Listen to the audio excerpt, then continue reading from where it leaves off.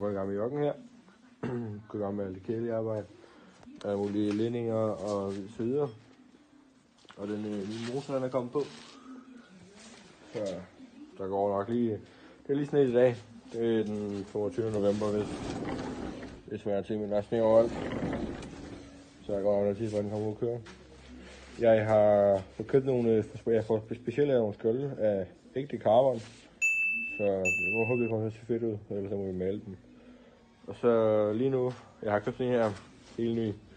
Og det virker egentlig rigtig godt, men jeg har overvejet at købe Mitron 5 i stedet for.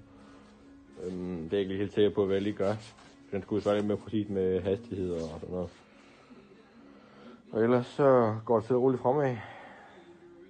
Så den er kommet på udstillingen ligger indenfor, fordi jeg gider ikke have den ruster. Det gør den, hvis den kommer til at lægge hele nemlig.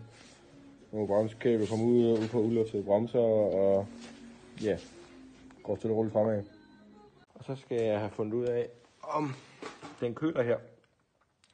Ham der har sat det her på, han har ikke tjekket, når den gik i bund, om den kunne ramme køleren, og det kan den, fandt jeg ud af. Fordi jeg kørte på baghjul, og så satte jeg den ned og på køleren.